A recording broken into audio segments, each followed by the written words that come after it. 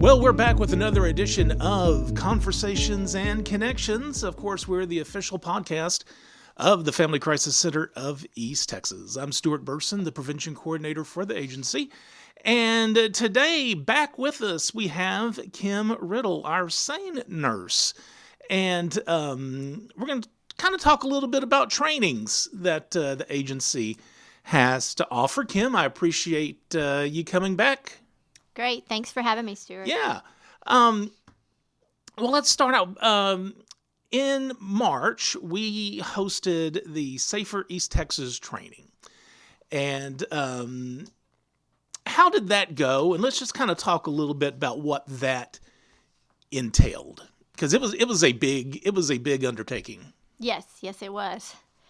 So the Safer East Texas training, we had about 160 attendees from various agencies, including prosecutors, law enforcement, advocacy, medical, just a big range of attendees.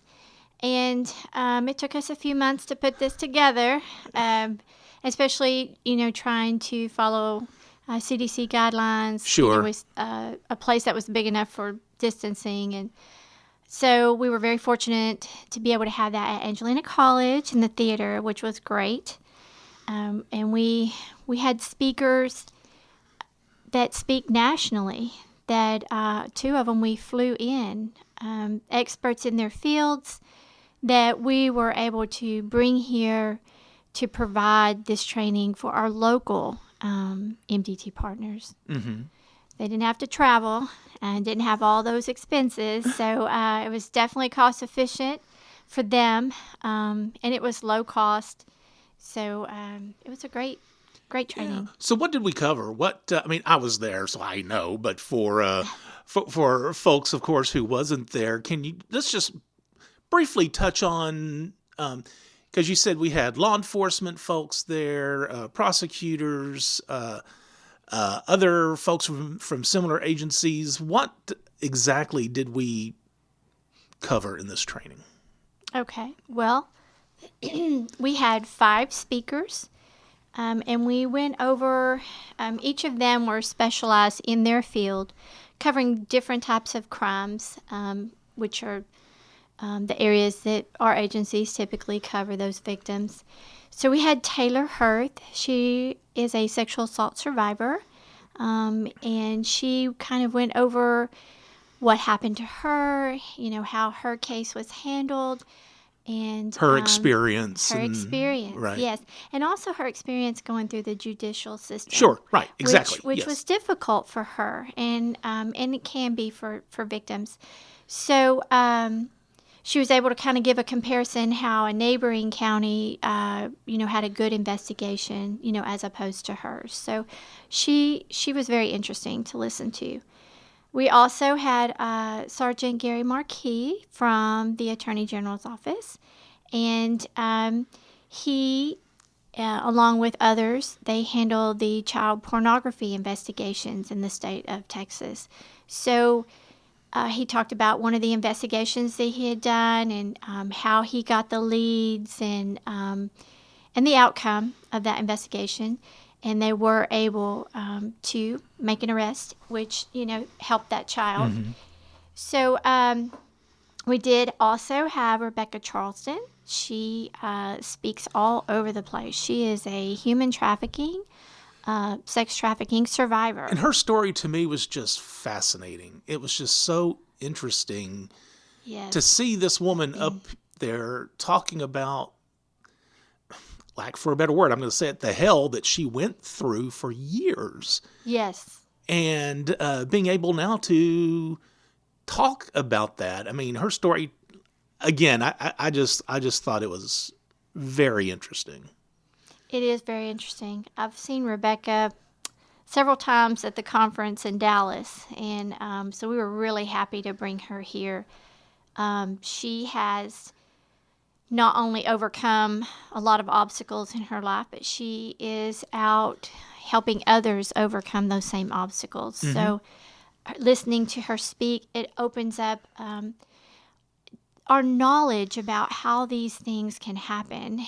She was a child from just a regular family. Exactly. And so it wasn't that somebody kidnapped her off the street. So just understanding trafficking can have a lot of different ways that it presents itself. So I think that was really good for all of us to hear. And then we had Jessica Eskew. She works with the District Attorney's Office in Brazos County, and she talked about, domestic violence, which unfortunately is very common, and many times victims in domestic violence do not follow through as far as filing charges. They change their mind or they back out.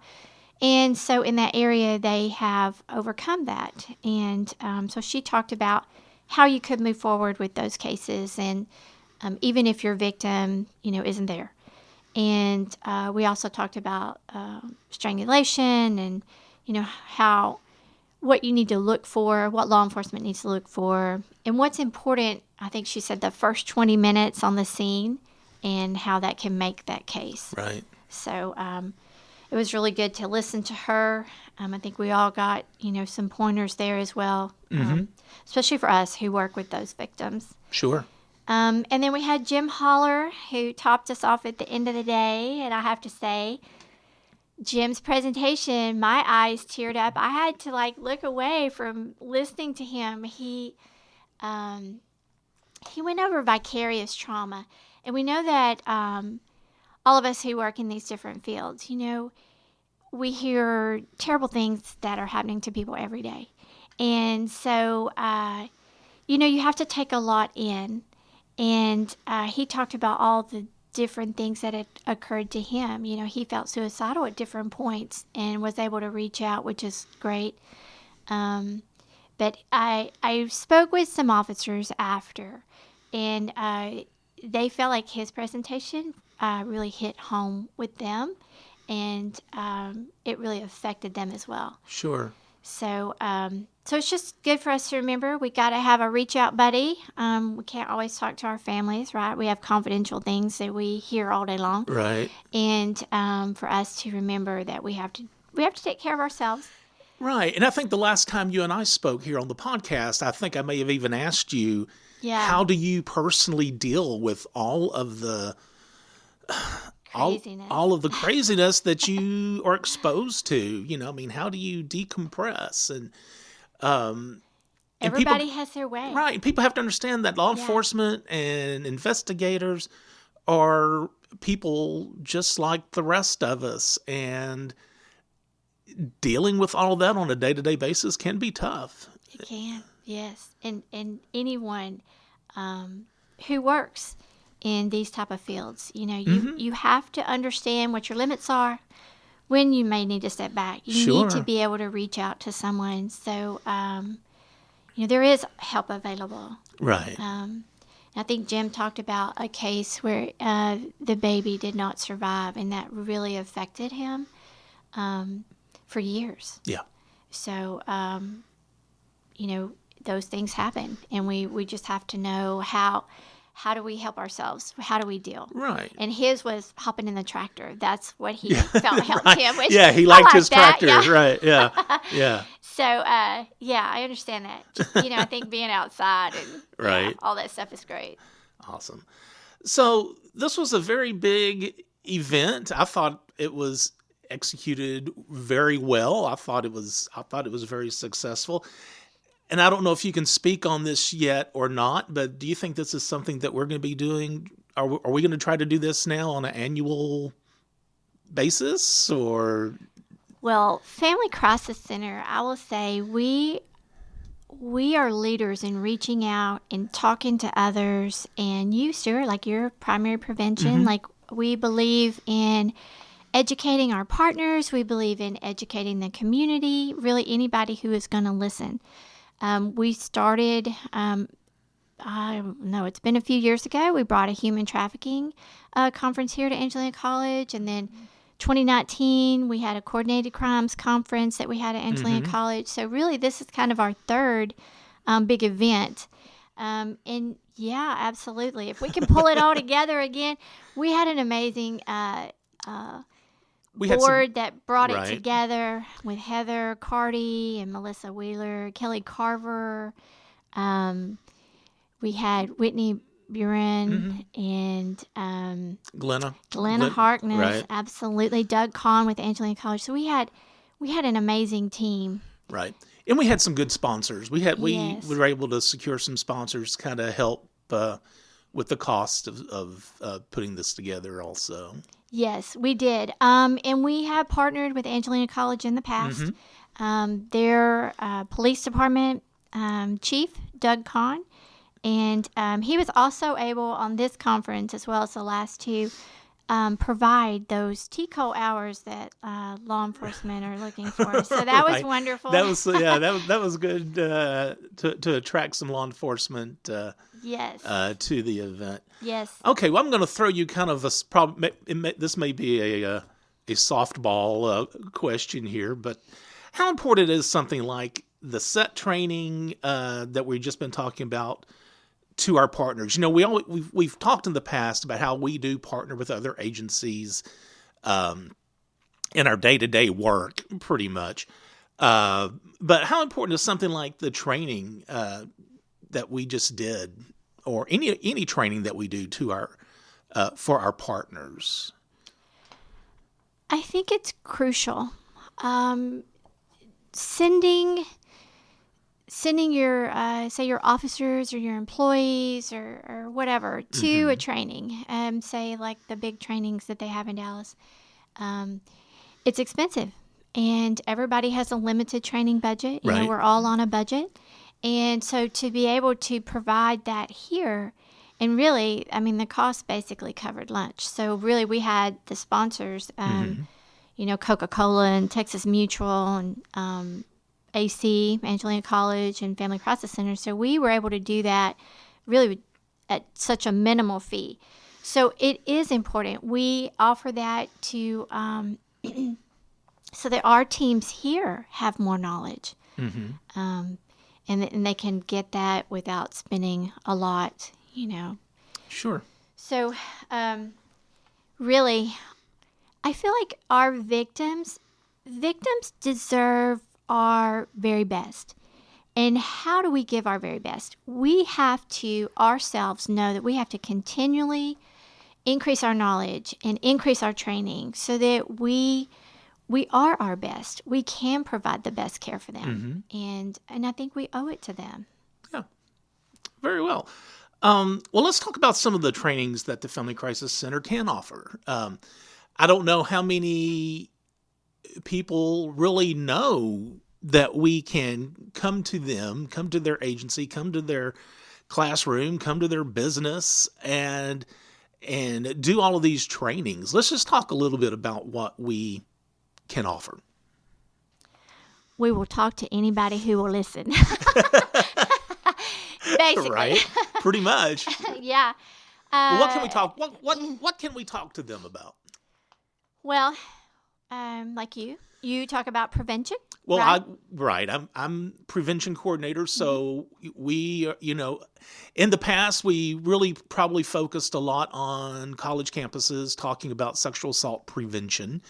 And now that we're trying to open that up to not only college campuses, but middle schools and high schools and businesses. And of course, we were kind of starting to get into that. February was Teen Dating Violence Awareness Month, so we were able to go to some schools and at least have some tabling events with some information for students.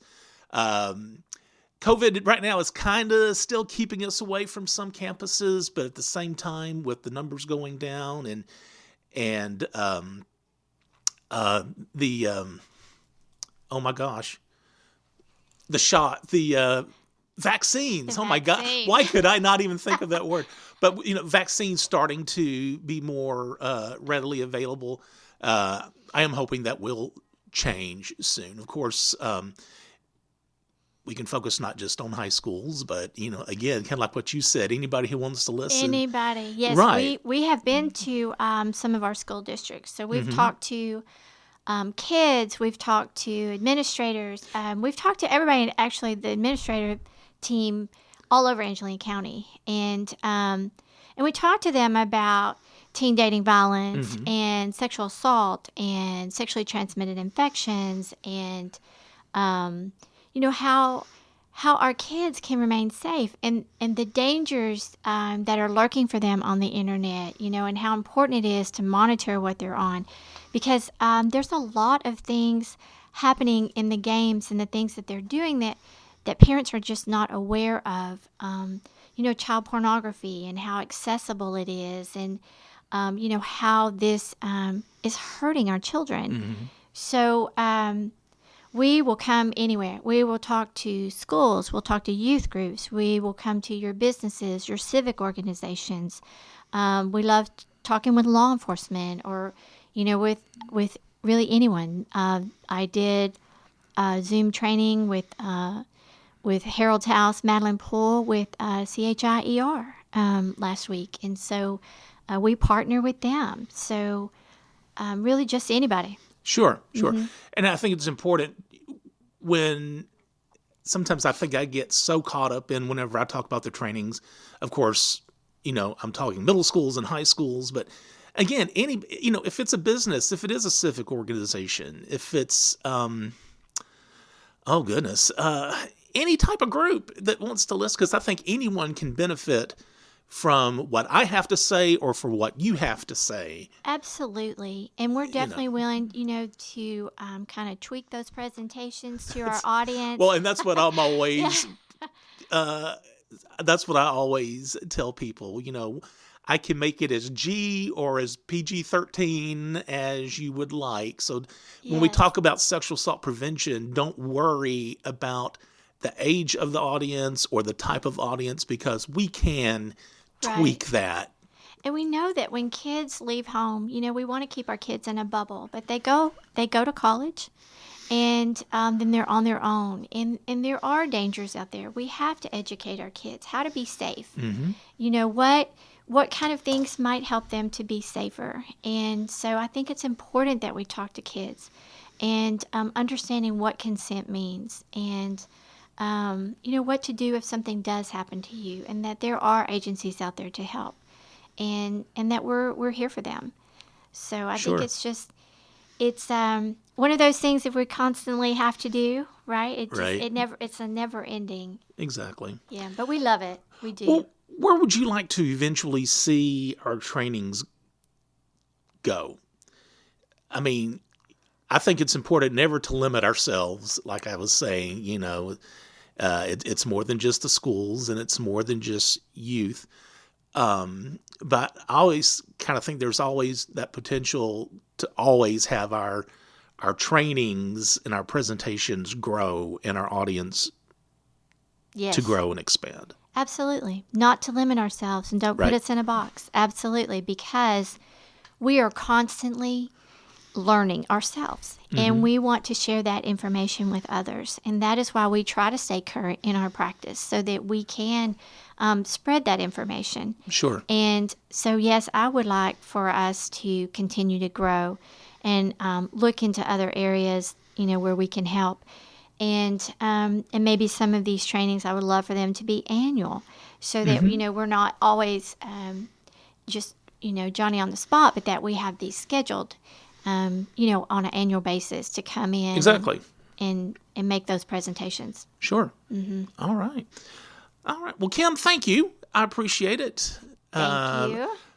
For coming by. And again, if you would like to have some more information about the trainings that we offer, I'm just going to give you our 800 number, because our 1-800 number is answered 24 hours a day, 7 days a week. That number is 1-800-828-7233. And of course, that's our hotline as well. So if you think you need any of our services that we can provide, you can call that number. And again, that number is 1-800-828-7233. And if you have any questions about what we've discussed, you can email us at conversationsandconnections@fccet.com.